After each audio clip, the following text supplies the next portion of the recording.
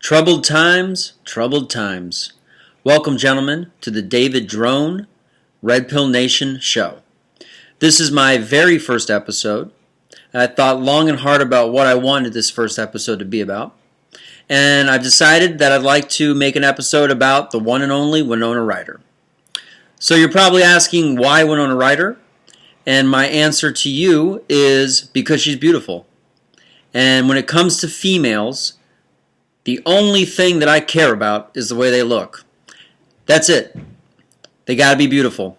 And to each his own, and for me, Winona Ryder, that's about as beautiful as it gets. I've seen most of her movies. I sat through both seasons of Stranger Things, which is horrible. Just appalling leftist garbage. But I sat through it because of Winona.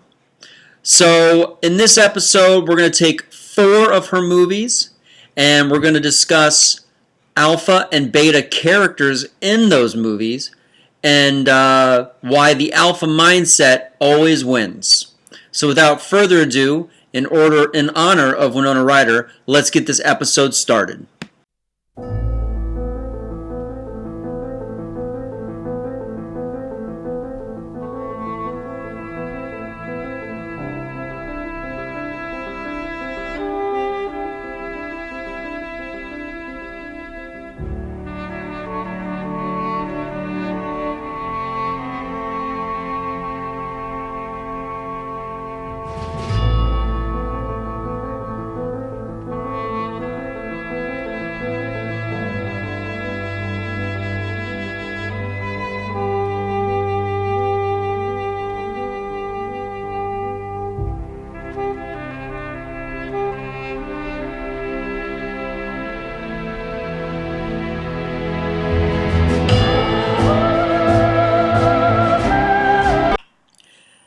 Back in my blue pill days, Edward Scissorhands was my favorite movie.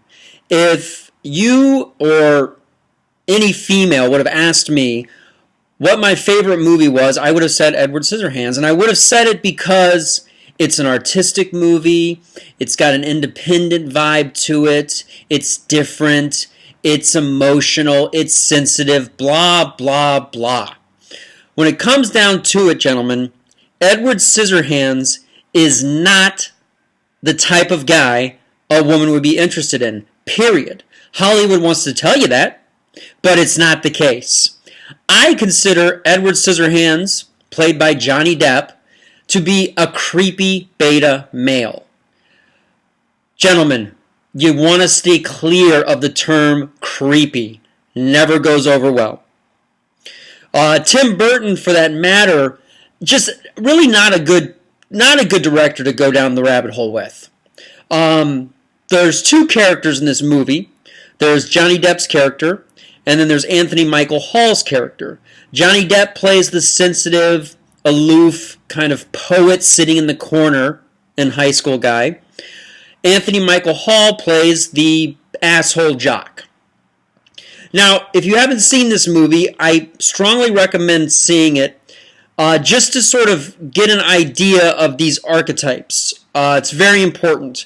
I actually tried watching the movie again. I couldn't make it through it. It was just that boring to me, and then just obvious fluff. But a couple things to take into consideration when you're watching it. Anthony Michael Hall is hitting all the alpha moves. He's a jerk. He does not talk about his emotions. He states himself clearly. He's territorial. He just basically does not give a fuck, okay? Edward Scissorhands, on the other hand, is longing. He's emotional. He's got feminine characteristics. And in the end, he is rewarded by Winona Ryder for these virtuous characteristics. Gentlemen, listen to me. If you're in your 20s, if you're in your 30s, if you're in your 40s, if you're in your 50s, women do not want the Edward Scissorhands character. Stay clear of the creepy beta. It's always very important to understand that being alpha is a mindset, first and foremost. We get very caught up in what does an alpha look like, and at the end of the day, we all think to ourselves, it's some muscle-bound jock pumping iron, a gym rat, right? A meathead who just acts on impulses. That's not the case all the time.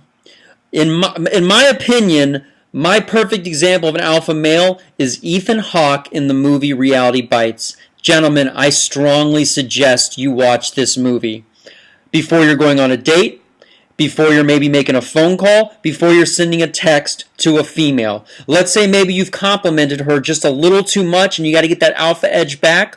Watch Reality Bites. I would describe Ethan Hawke in this movie as the lone wolf. Gentlemen, it's always good to be the lone wolf. And let me tell you something. Females are going to shit test you. They're going to say things like this. Why don't you have any friends? Or they're going to use some shame tactics and say something like this to you. You're antisocial. Gentlemen, women do not want a man who has a bunch of friends and gossips and talks like they do with their girlfriends. They don't want that. They want the lone wolf.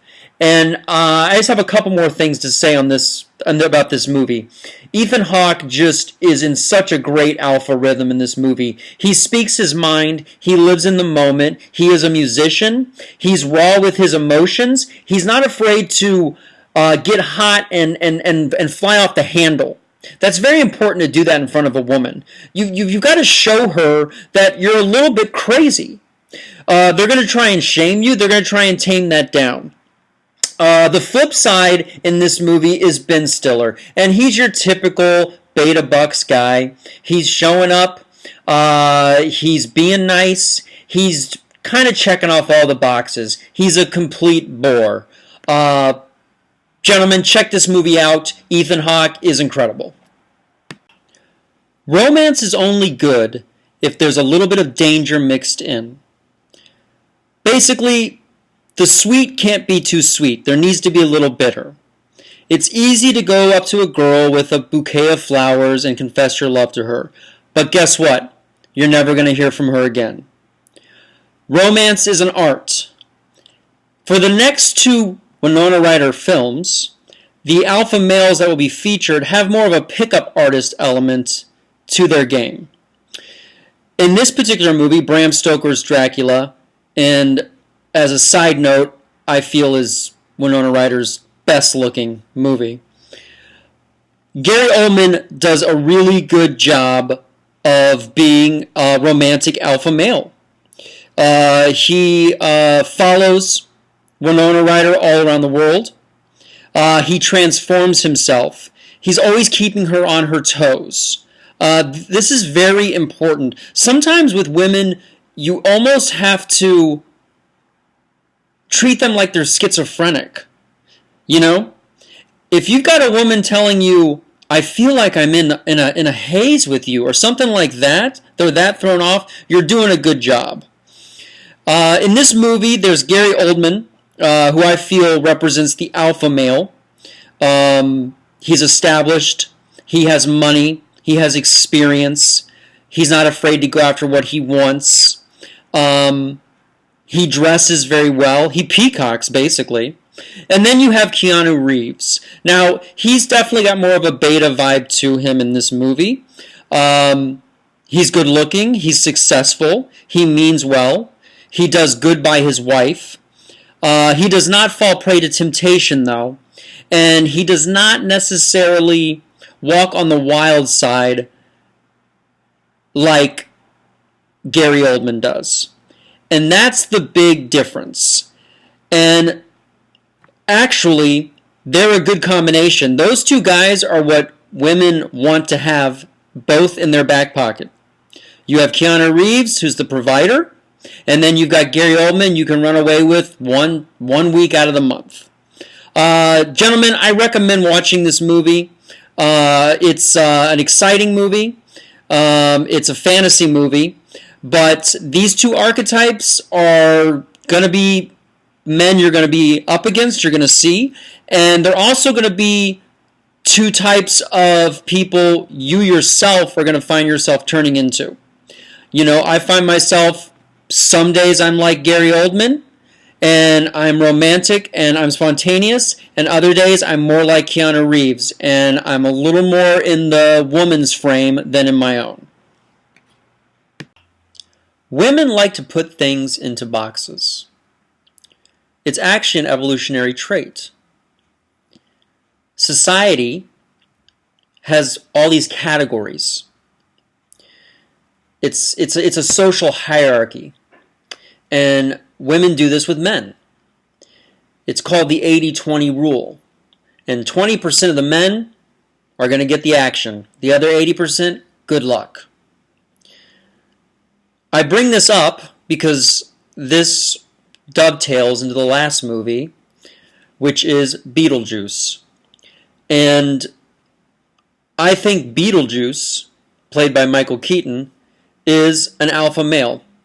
And the biggest alpha trait that Beetlejuice possesses is the ability to not fit inside of a box. And that is huge with women. Women get caught off guard if they can't categorize you into a nice, neat box. If you can get outside that box, or you can get right on the line, it's going to pique their interest. Now, it's hard to bring up Winona Ryder and not bring up a Tim Burton film because she's been in so many. But by bringing up Beetlejuice, it probably makes you question Edward Scissorhands because they seem very similar. They both have makeup, they both have crazy hair. But I believe Edward Scissorhands is a very feminine beta character, and Beetlejuice is actually alpha. He's got very positive masculine traits. And I would be willing to bet that most women wouldn't say it, but they would happily go on a trip with Beetlejuice. He's spontaneous. He is cocky. He's funny. And he lives in the moment. I mean, he is raw, natural alpha energy. And he is the final alpha male on this episode. And that concludes my very first show. If you like what you saw, please subscribe to the channel and like the video. And stay tuned for more.